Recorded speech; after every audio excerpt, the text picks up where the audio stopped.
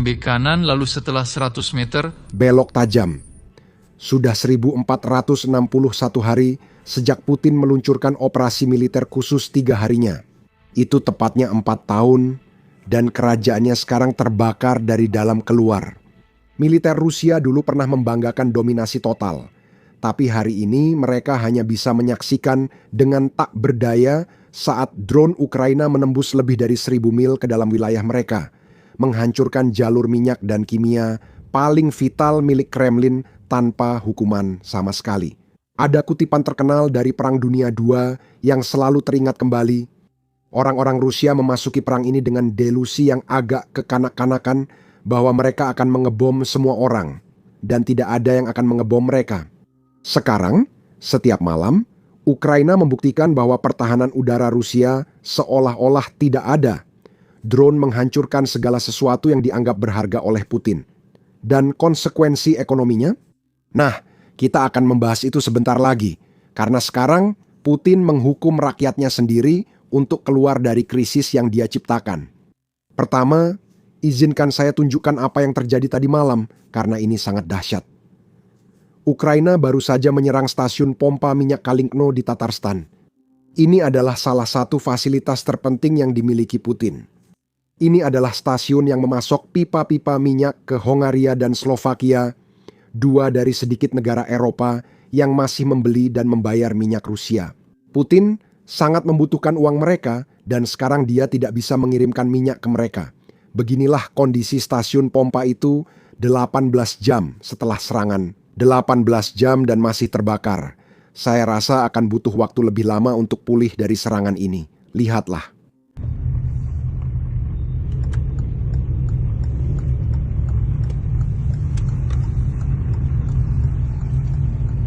Dan inilah yang membuatnya lebih buruk. Fasilitas ini terletak sekitar 1.100 km atau sekitar 700 mil dari perbatasan Ukraina. Itu berarti drone Ukraina menempuh seluruh jarak tanpa hambatan. Pertahanan udara Rusia tidak bisa berbuat apa-apa. Salah satu jalur terakhir Rusia untuk mendapatkan mata uang asing kini terbakar. Tapi itu bahkan bukan serangan terjauh tadi malam. Drone Ukraina lainnya menempuh jarak sekitar 1.600 km atau sekitar 1.000 mil untuk menghantam produsen metanol terbesar Rusia di wilayah Gubka Perm. Ini adalah serangan strategis terhadap militer Rusia. Metanol adalah bahan kimia utama yang digunakan dalam produksi bahan peledak dan amunisi. Pabrik ini mendukung mesin perang Rusia dan Rusia bahkan tidak bisa melindunginya meskipun berada 1.000 mil di dalam wilayah mereka sendiri. Itulah sebabnya para propagandis Rusia sekarang secara terbuka kehilangan akal sehat mereka. Mereka mempertanyakan Putin. Mereka bertanya, di mana pertahanan udara Rusia? Di mana angkatan udara Rusia? Mengapa tidak ada yang menghentikan Ukraina? Silakan dengarkan. Inilah yang membuat saya sangat marah saat liburan tahun baru. Unit kami yang terkepung di Kupiansk menjadi sasaran angkatan udara Ukraina, antara lain. Di mana pasukan dirgantara kita yang berani? Siapa namanya? Apakah ada yang bernama fighter bomber? Like a songbird. Ayam jantan kecil memang cocok. Dia sedang mengadakan lomba pohon Natal, lomba tahun baru. Dan daripada saat itu, saya tekankan lagi, Angkatan Udara Ukraina sedang menggempur, di antaranya unit dan subdivisi kami yang terkepung di Kupiansk.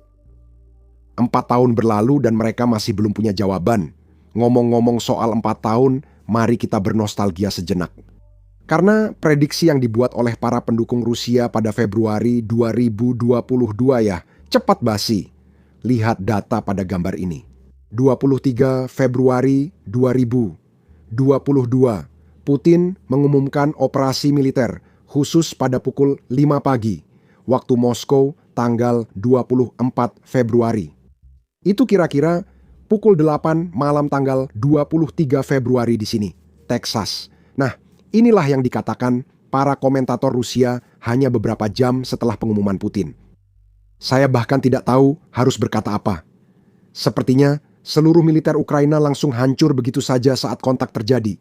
Dari yang saya lihat, Ukraina sudah tidak punya angkatan udara, pertahanan udara, atau armada lagi. Saya yakin kalian semua tertawa, tapi mari kita berikan sedikit konteks.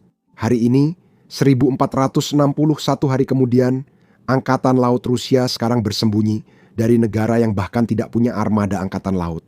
Angkatan Udara Rusia kehilangan jet-jetnya di tangan negara yang bahkan tidak punya pertahanan udara. Dan tentara Rusia telah menderita 1,2 juta korban saat melawan negara yang bahkan tidak punya tentara. Bukan hanya salah apa yang dikatakan orang Rusia, itu benar-benar menggelikan. Bahkan, minggu ini, sebuah saluran telegram Rusia mengonfirmasi bahwa Rusia kembali kehilangan satu lagi pesawat tempur pembom Su-34 akibat pertahanan udara Ukraina. Dan sebelum ada yang mengklaim bahwa ini hanyalah propaganda pro-Ukraina, saluran telegram ini, Fighter Bomber, adalah saluran telegram pro-Rusia yang berbasis di Moskow dengan kontak langsung ke Angkatan Udara Rusia. Ini berasal dari Kremlin. Bagi yang percaya Ukraina tak punya pertahanan udara, jawab pertanyaan saya. Apakah Rusia masih punya jet tempur? Sekarang, mari kita alihkan fokus ke warga Rusia biasa. Bagaimana reaksi mereka setelah 4 tahun?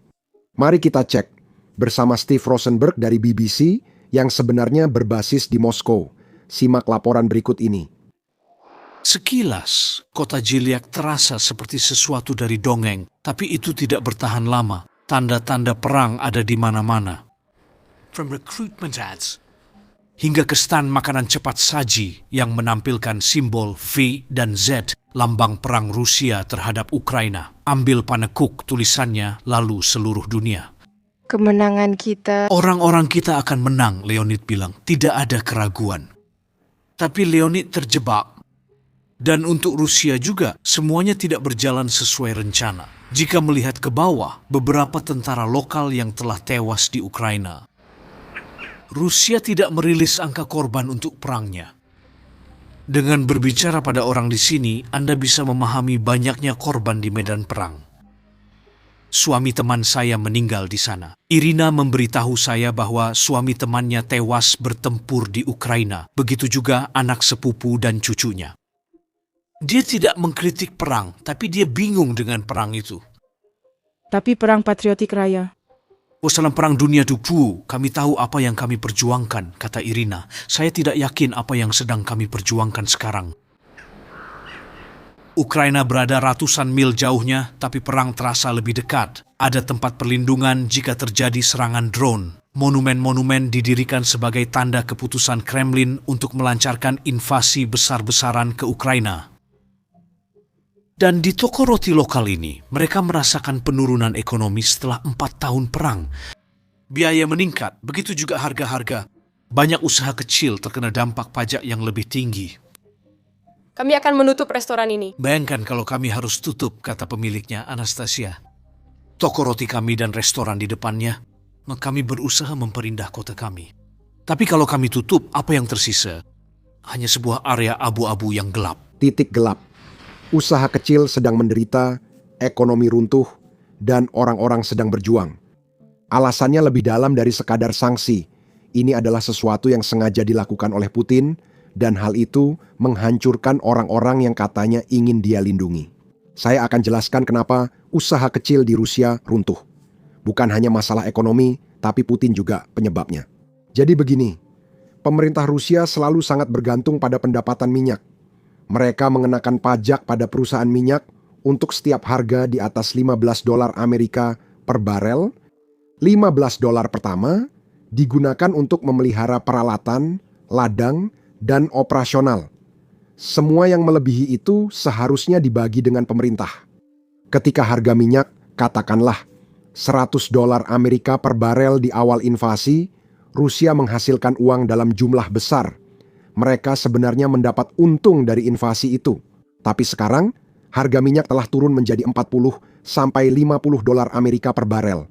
Ditambah lagi, Rusia harus memberikan diskon hanya agar ada negara yang mau membeli minyak yang terkena sanksi. Artinya, perhitungannya sudah tidak lagi masuk akal bagi Putin. Jika Anda menjual minyak seharga $40 per barel dan $15 pertama digunakan untuk operasional, Rusia hanya bisa mengenakan pajak atas $25 sisanya. Bahkan dengan pajak 50% itu tetap saja tidak cukup untuk membiayai invasinya. Jadi Putin telah menemukan sumber pendapatan baru. Dan orang-orang yang membayarnya adalah warga Rusia biasa. Putin sekarang menindas usaha kecil dengan pajak yang sangat tinggi untuk membiayai invasinya. Menurut pemerintahnya sendiri, kenaikan pajak yang diterapkan Putin akan memaksa sekitar 300.000 usaha kecil untuk tutup. Ini berarti kafe, toko roti, dan perusahaan kecil.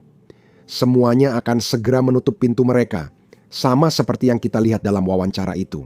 Tapi jangan khawatir, jika Anda adalah seseorang yang bekerja di salah satu bisnis ini, Putin punya solusi untuk semua orang. Semua orang yang akan kehilangan pekerjaan mereka. Dan ini agak lucu tapi miris. Di Saint Petersburg, tentara kontrak sekarang dijanjikan 10 juta rubel untuk tahun pertama dinas bersama tentara Rusia.